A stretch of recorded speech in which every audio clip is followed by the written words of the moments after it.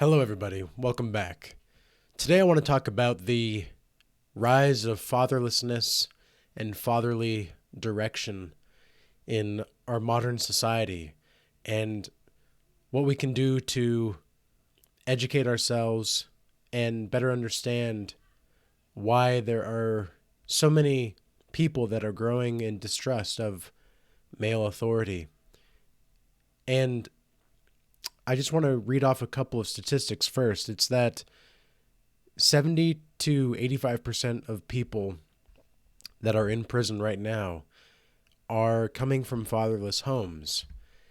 And a large percentage of modern feminists also do not have either they do not have fathers in their life, or they just have daddy issues, as this one article talks about. As a feminist, she has daddy issues, and she knows that she has daddy issues, and that comes with a harsh dose of rejection, or rejecting the fatherhood of and the patriarchy of modern society. Now, I'm not saying that feminists and criminals are the same thing. However, I'm saying that there seems to be a correlation with because most of the prison inmates in modern day society are male. And it's interesting to me that most of the feminists that are most angry about male authority don't understand that those kinds of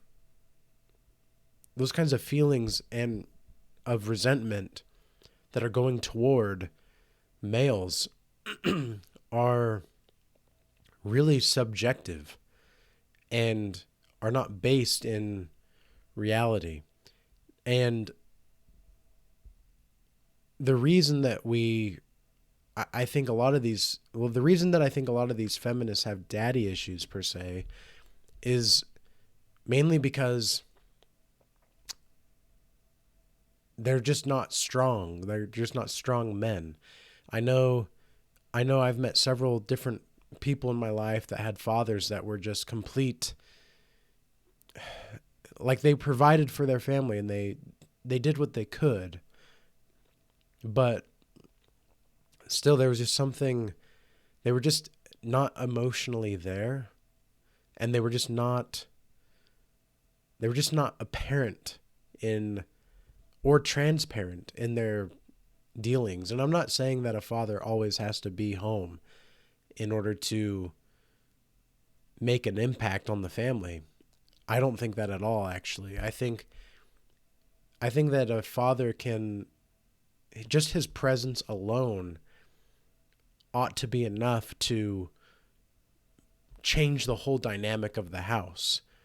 And when that is not the case, and I have not seen any instance in which, when the father was home and that was not the case, the relationships thrived. I have not seen any instance in that. And so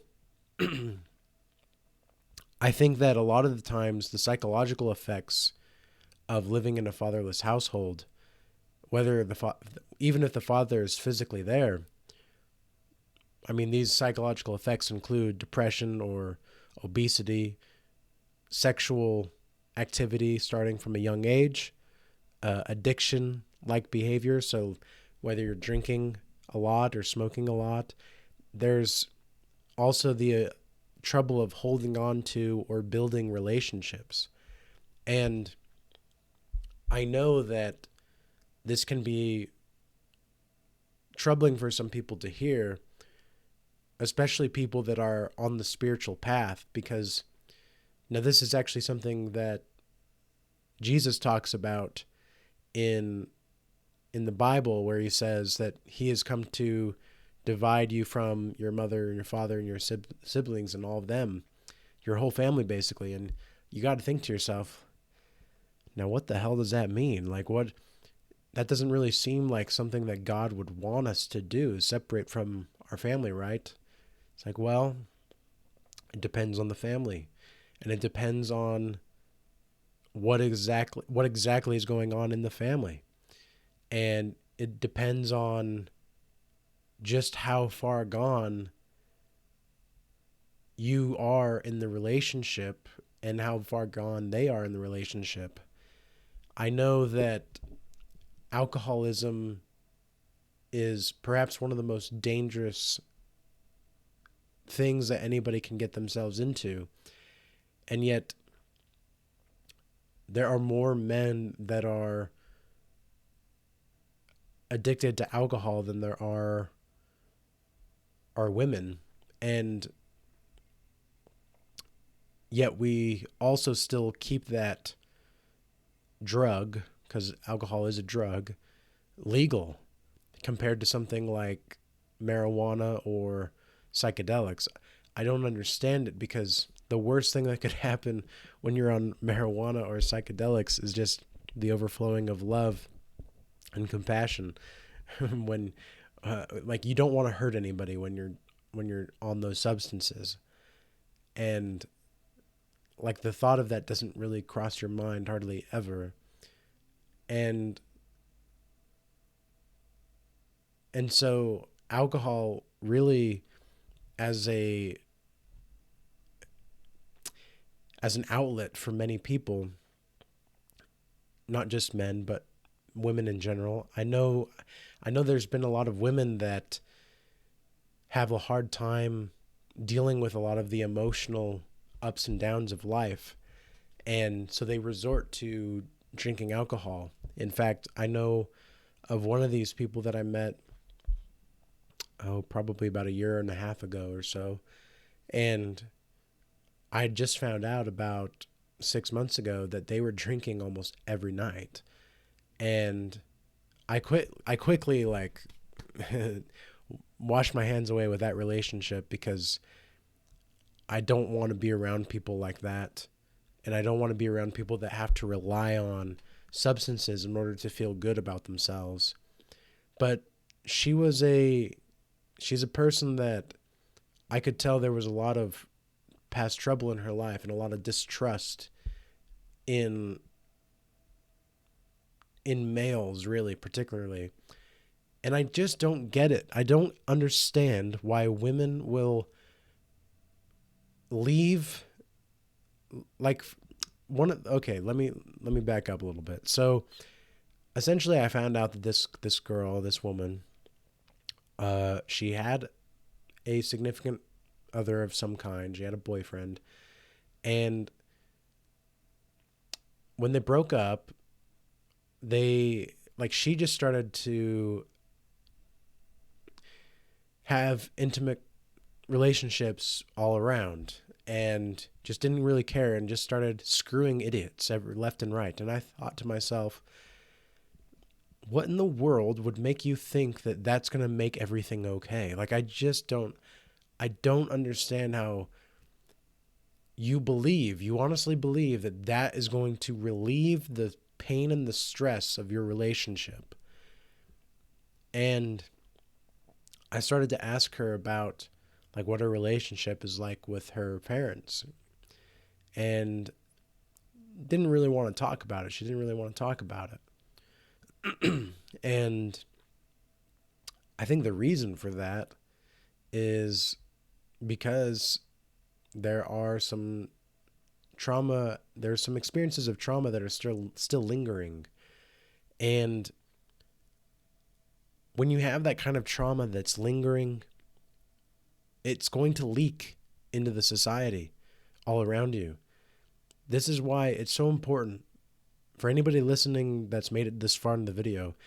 It is so important for you right now to get yourself right, to put yourself in order to the best of your ability, to ensure that you are an emotionally stable and contributing person to society. Because if you're not an asset, then you're a liability, not just for you, but for the whole community and for the whole society at large. And this is why I'm I'm I don't think I would say I'm afraid. I'm nervous about the times to come with the rise of this fatherlessness and having women think that being promiscuous is the answer and not facing their problems is the answer. And then complaining years later, likely, about how there are no good men around. And then for men, complaining about how they don't know what to do and they would just rather be lazy and play video games. And then they wonder why they can't find a date. It's like, well, what the hell are you doing? It's quite simple, really. It's quite a simple question. Are you seriously going to tell yourself that playing video games and doing nothing with your life is more important and going to get you farther than actively pursuing a course of action that will benefit humankind? I don't know. It's really just, I'm getting to the point where I'm realizing just how few people really understand the gravity of the situation at hand. And I've been saying this for 2 years, like maybe 3 years. Like I've been talking about just what's going on with the world and just where I think this whole thing is going. And I don't know what it will take for people to understand and wake up. They're going to have a pretty rude awakening and a pretty harsh reality check. And I don't want it to come to that, but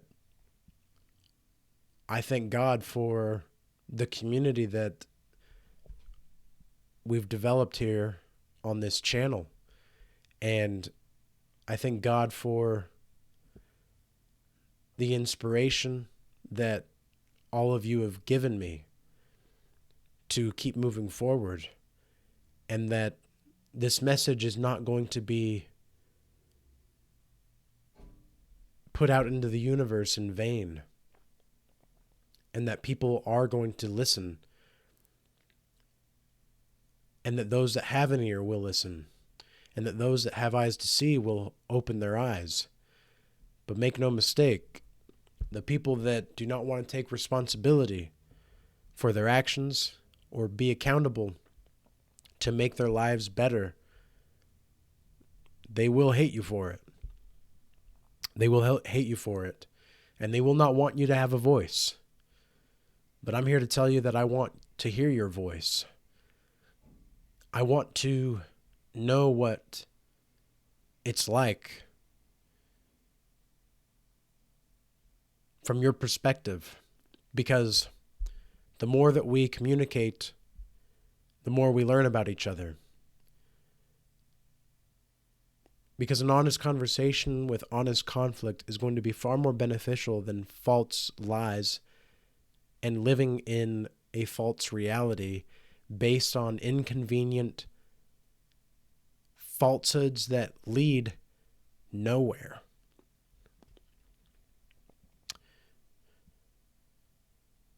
So I do hope, to all those people that are struggling with finding a fatherly figure, well, Nietzsche said that when you don't have a fatherly figure, you have to create one sometimes.